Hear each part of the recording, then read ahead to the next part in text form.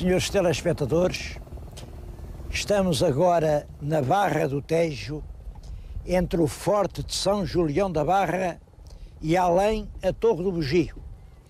A povoação que está na nossa frente é a Vila de Oeiras. Oeiras tem raiz num velho castro com muitos milhares de anos, o Castro de Leceia, a raiz. Eu acho que o tronco são as pedras das fortalezas, as fortalezas da Barra do Tejo, que foram elas que deram realmente importância a esta região da Barra.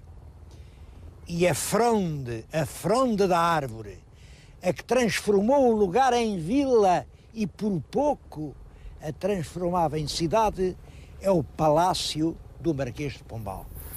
Bom, pois é isso que vamos visitar. O Castro de Leceia, as memórias e as entranhas das fortalezas e as memórias pombalinas.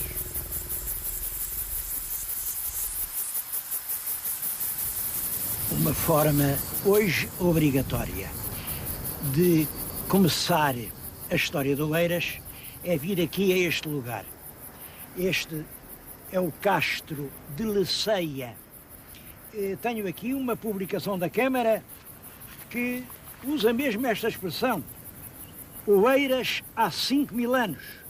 Monografia de Leceia. Há muita outra literatura. O Castro de Leceia, Sentinela do Tejo. Leceia, 1983-93, é o relato das escavações do povoado fortificado pré-histórico. O Castro de Leceia, do Dr. João Luís Cardoso, que é quem tem dirigido as escavações, e honra-lhe seja. Há 15 anos que não faz outra coisa. Nesse sentido, é de facto uma lição para certos exploradores intermitentes, exploradores assim de período de férias, que abrem agora 2 metrozinhos de vala aqui, para o ano outros lá muito longe. É claro, acabam por não descobrir coisa nenhuma. As explorações aqui duram desde há 15 anos, constantemente, e foi possível pôr aqui à vista um povoado pré-histórico da maior importância. Tem mais de 10.000 metros quadrados, são perfeitamente visíveis as linhas de defesa com uma espécie de torreões que guarneciam as muralhas e que está aqui realmente desde há 5.000 anos. Foi possível, com base nele, estabelecer o teor de vida destas populações durante mais de 1000 anos consecutivos. Já que lhes estou a falar assim de coisas muito antigas, queria dar resposta a uma das minhas correspondentes que me mandam perguntar tudo. Esta senhora é a Elizabeth Carla Rangel de Lemos e é do Sobralinho da Alverca. Manda-me uns fósseis, são estes, há aqui mais um, que são peças realmente muito bonitas. E ela pergunta-me o que é isto. Bom, isto assim, a uma primeira vista, sugerem bolotas, quaisquer frutos, quaisquer vagas. Bom, mas eu não sou especialista e nestas coisas não há como perguntar a quem sabe. Eu dirigi-me a um amigo meu, que é especialista na matéria, o Coronel Vivar de Sousa, e ele disse-me, não, isso não tem nada a ver com bagas, com frutos, isso não é da terra, é do mar. Isso são crinoides. Crinoides, e a época, isso vem do Jurássico, é uma coisa que pode ter mais de 100 milhões de anos.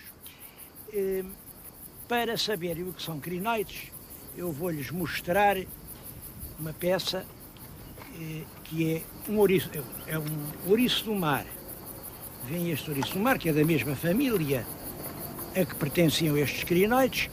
Estas pequenas protuberâncias num animal da mesma família dessas épocas recuadíssimas, essas protuberâncias tinham este aspecto. São, portanto, crinoides com mais de 100 milhões de anos. Olha, era do tempo dos tais dinossauros de que agora se fala tanto.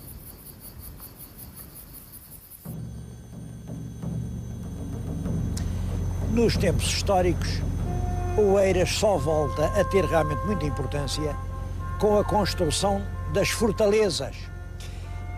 Esta que estão a ver, São Julião da Barra, a construção é iniciada pelo rei Dom João III, depois é continuada pelo Dom Sebastião, pelo cardeal Dom Henrique, há aqui uma porta que é a porta do cardeal, depois pelo Filipe II, pelo Filipe III.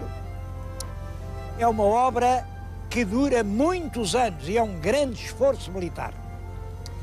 A explicação era esta: confiava-se que se houvesse um forte daqui com grandes canhões e ali ao meio do rio, numa ponta que chamavam a Cabeça Seca, um outro com canhões a passar para cá, nenhum navio inimigo conseguia forçar a barra e chegar a Lisboa.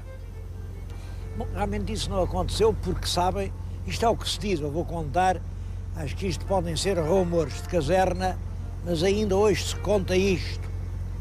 Quando vinham lá o inimigo, eles apontavam os canhões, mas um canhão, eles tinham muito medo dos canhões, porque os canhões eram um bocado velhos, aquilo podiam rebentar pela frente, e se rebentasse à frente, é claro, lá ia o tiro, mas se rebentasse atrás, lá iam eles. Então os nossos artilheiros, quando vinha o inimigo, pegavam fogo, mas primeiro rezavam 3 Ave-Marias a Santa Bárbara. Ave Maria, é claro que era para ver se o canhão não rebentava pela parte de trás, não saía ao tiro pela culatra e os não matava a eles. Quando acabavam por disparar o tiro, bum, já o navio lá não estava e os fortes não serviram para nada. Não serviram para nada. Nem sequer quando foi a invasão castelhana, 1580, este forte não deu um tiro, porque o governador, que era o Tristão da Veiga, mandou perguntar ao general castelhano se não daria ali uns 4.000 cruzaditos, 4.000 cruzados, e o homem disse, está bem, dou-te os 4.000 cruzados. E esse governador da Fortaleza, general, um homem que durante a vida inteira tinha prestado serviço e que tinha imenso prestígio e em quem se confiava que ia salvar Lisboa, porque é claro, com os canhões todos assustados, a esquadra castelhana não podia passar, esse homem acabou por infamar a sua memória por 4.000 cruzados. A partir daí, a Fortaleza teve só um triste fim. Foi um cárcere para prisioneiros políticos. Eu espero poder entrar lá dentro para lhes evocar as memórias de alguns desses prisioneiros.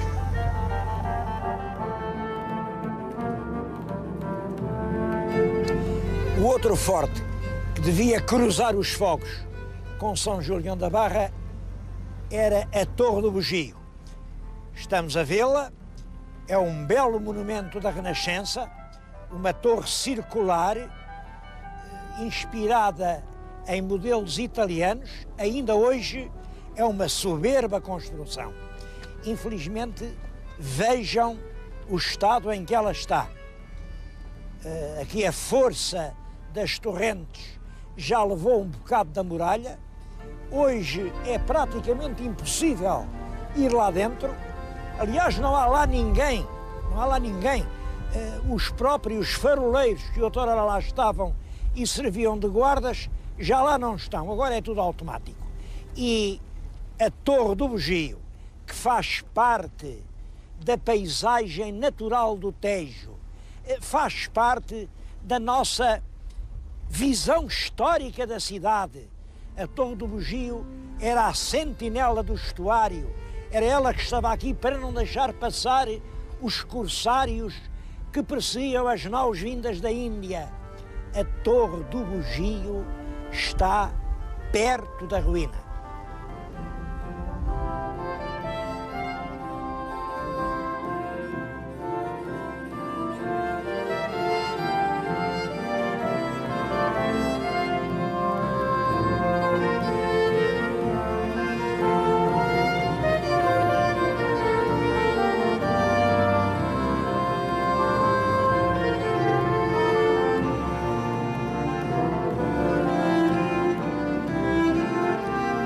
Estamos agora na cisterna da fortaleza de São Julião da Barra.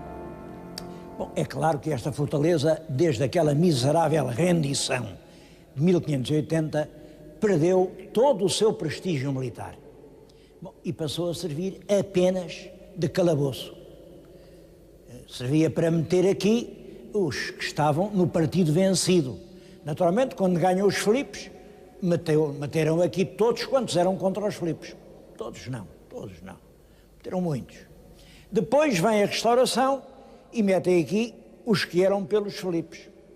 Depois vem aqui o Marquês de Pombal, e isto serviu de prisão de Estado. Estiveram aqui, por exemplo, os jesuítas. Estiveram aqui muito tempo a aguardar os navios que os levaram para os seus exílios.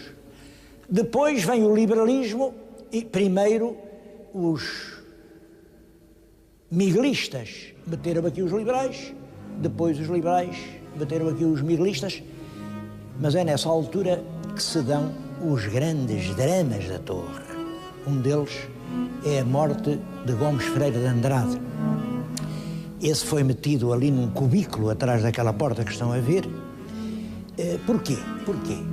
Gomes Freire era um homem cheio de prestígio, um general que durante anos se tinha batido sobre as bandeiras do exército napoleónico e que tinha voltado a Portugal cheio de prestígio, mas também de suspeições. Este é lá pelos franceses. E é claro, como os franceses tinham sido vencidos, agora quem era acusado de afrancesado vinha aqui para o calabouço, naturalmente. Como também estiveram cá antes muitos acusados de inglesados. Gomes Freire foi acusado de estar implicado numa revolta para instalar em Portugal uma Constituição e um governo de tipo europeu, moderno. Tanto bastou para que fosse preso, trazido para aqui, julgado e condenado à morte. As páginas, é o Raul Brandão quem conta isso, as páginas que descrevem a execução de Gomes Freire são muito dramáticas, porque ele era um homem realista e não tinha dúvida, tinha caído nas mãos dos inimigos, eram os inimigos que o iam julgar, e é claro, a gente bem sabe, eu bem sei como é a justiça dos nossos inimigos. Ele esperava que o condenassem à morte, mas à morte como general que ele sempre foi, e um general que nunca voltou a cara às balas. Portanto, na hora da execução, pôs a sua farda, a sua banda de general e preparava-se para comandar o pelotão de execução e dizer ele próprio: fogo! Quando virem uns criados da prisão trazerem-lhe a alva dos enforcados. A alva dos enforcados era uma espécie de grande saco de linho que se atava no pescoço e se atava aos pés. O único traje que se podia levar para o cadafalso. Bom, e assim foi. Ele, descalço, pisou o terreno até ao lugar onde estava erguida a forca. Ali foi enforcado. Depois queimaram, acenderam uma fogueira para reduzir o corpo a cinzas. Mas é claro que esta coisa de cinzas é sempre tudo muito relativo. Cinzas foram uma chamuscadelas, que já era tarde, era noite, felizmente havia luar. E estavam todos com pressa de ir para casa. Portanto, chamuscaram o corpo, deitaram-no ao mar. Deitaram-no ao mar, é claro, as ondas voltaram a pô-lo na praia e andava a praia cheia de cães famintos, e foi assim que Gomes Freire acabou.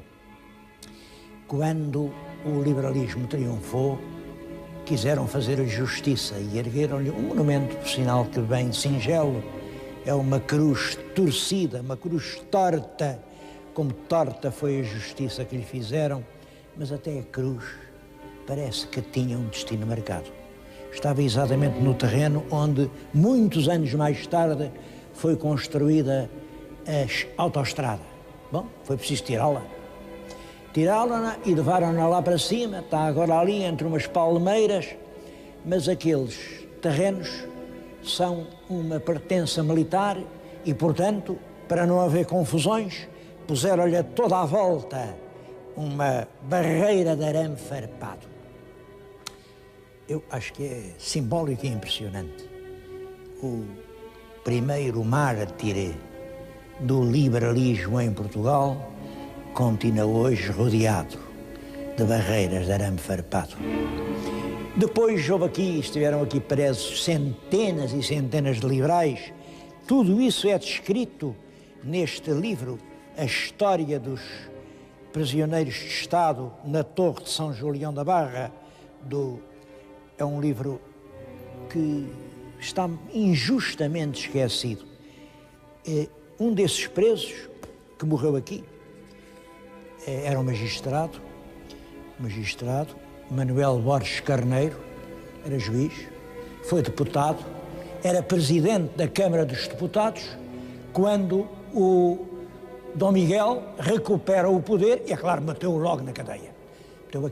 Passou aqui anos também a escrever. Esse escreve um livro completamente diferente, um livro a que chama O Mentor da Mocidade, ou Cartas sobre a Educação. São os conselhos que ele tem para dar à juventude do seu tempo. Eu leio-lhes também aqui apenas algumas palavras.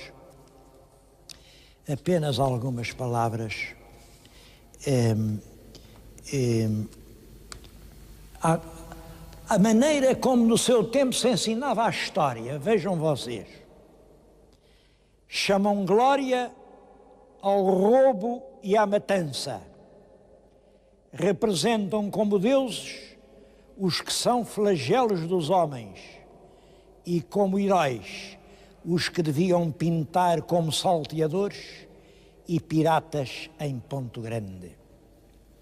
Este homem foi acometido pela epidemia de febre amarela em 1832, ainda o levaram à pressa numa carroça com magotes de outros empestados para a cidadela de Cascais, mas quando chegou lá, morreu. O livro ficou longo tempo inédito.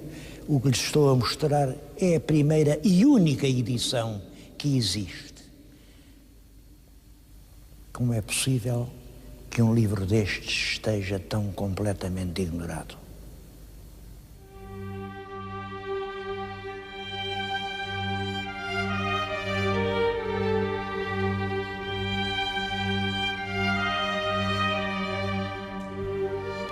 E também é espantoso como este palácio que está na nossa frente chegou a este grau de degradação. Este é o famoso Palácio do Marquês de Pombal. É claro, é o palácio em Oeiras. Ele fê-lo quando era conde de Oeiras. Aliás, ele tem ali uma outra dependência onde hoje está a Câmara Municipal, que eram as cocheiras. Era lá que ele guardava os coches. Eu gostava que olhassem para aquela coroa, coroa já de Marquês, uma coroa enorme, com o brasão da família, o brasão dos Carvalhos. É um brasão opulento, enorme. Como enorme é este palácio, enorme e uma obra-prima de arquitetura. Ele já havia aqui uma casa de quinta de um tio dele, que era cônego na Sé Patriarcal de Lisboa. E esse tio fez aqui um morgadio e ele já tinha quinta e as armas do tio com o barrete de cônego. Nessa altura os cônegos de Lisboa usavam um barrete como aquele, e que está na outra porta. Mas ele depois pegou nessa quinta do tio, herdou, ampliou-a, comprou todas as terras à volta, fez aqui um domínio enorme e mandou transformar a casa de quinta num suntuoso palácio. O desenho do palácio é do Carlos Mardel. Mardel é um arquiteto, um grande artista húngaro, que veio para Lisboa no tempo do rei Dom João V, em 1732.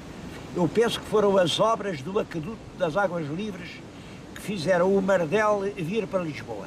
A verdade é que ele ficou aqui a vida inteira E a última obra do Carlos Mardel é exatamente o desenho deste palácio. O palácio vivia aqui o Marquês de Pombal, quando morreu o rei Dom José, e ele foi expulso da corte e teve que ir viver para Pombal, para uma casita modesta. Este palácio era realmente a menina dos seus olhos. Ele passava aqui todo o tempo que podia. Ele reuniu aqui obras-primas de todos os grandes artistas do tempo e ficou, por isso, muito ligado à história de Oeiras. Ele conseguiu que o rei transformasse Oeiras, que era um pequeno lugar de lavradores, em vila, e mais, levou o rei a passar fural, está aqui o fural de Oeiras, com ainda a coroa de conde, e um fural passado à maneira dos furais de Dom Manuel. Devo dizer que isto é realmente um anacronismo, porque no fim do século XVIII, isto é de 1760, já não havia furais. Os furais são realmente de três tipos: os velhos, que é até o Dom Manuel, os novos, que são os da Reforma Manuelina, e estas curiosidades. Isto é um chamado fural novíssimo. É só para ser uma vila com tanta dignidade histórica como as outras. Depois nomearam para aqui uns governantes, enfim, da Câmara, que fizeram um conjunto de posturas que está impressa. Eu acho que esta Câmara tem feito muito bem em publicar toda a documentação. Isto é o Memorial Histórico de Oeiras, publicado pela Câmara de Oeiras. E tem as posturas da Câmara, do tempo de Pombal. Elas têm este interesse. Claro que os homens aqui da Câmara eram umas criaturas do Pombal, que cumpriam as ordens que ele lhe dava e que só legislavam o que ele exigia. As leis são muito curiosas, as posturas. Por exemplo, esta proíbe, imaginem, proíbe as mulheres bravas. Havia umas mulheres que discutiam muito umas com as outras na rua. São proibidas as mulheres bravas. Quem discutir na rua paga 500 réis de multa. Esta outra a seguir proíbe jogar a bola nos dias de semana. Jogar a bola só ao domingo depois da missa. E quem jogar antes disso paga 500 réis de multa. Mas para mim a melhor de todas é realmente esta, que proíbe nem mais nem menos de falar com mulheres brancas ou pretas, novas ou velhas, casadas ou solteiras. A fala entre homem e mulher é punida com 500 réis de multa. Não há dúvida de que Pombal gostava de um país organizado, um país onde não houvesse nada que pudesse provocar atritos. E quando havia atritos, olha, eu sei que está a passar o tempo e vou acabar com isto. Ele pediu ao rei para mudar aqui para Oeiras a grande feira das Mercês, que se fazia ao pé das Meleças. O requerimento é evidentemente um requerimento dele, é por alíneas. Há muitas razões para mudar, a linha A, esta, B, C, D, E, e termina com esta razão. Nas feiras há sempre zaragatas populares. Pois bem, em Oeiras temos 3 regimentos de infantaria e artilharia para pôr cobro às zaragatas do povo. Estas notas são, é claro, são todas elas traços de caricatura, mas são excelentes para traçar um perfil de um estadista que acreditava na repressão, que acreditava nos regimentos e que realmente, apesar de toda a sua grandeza, não compreendeu que o principal predicado de quem governa um povo é fazer-se amar por esse povo. Isso explica que aqui à volta de Oeiras, depois que se fez este palácio, Aqui, em todo este circuito de muitas léguas, ninguém fez palácio algum. E o próprio Palácio do Conde de Oeiras, depois Marquês do Pombal, é hoje sede de um edifício público. Funciona aqui uma escola superior, mas olhem para esta fachada. Olhem para estes medalhões remendados a cimento. Isto que devia ser um monumento pombalino, um monumento à memória de um homem que realmente, e apesar de todos os seus contornos contraditórios, fez um esforço imenso para fazer de Portugal uma nação civilizada.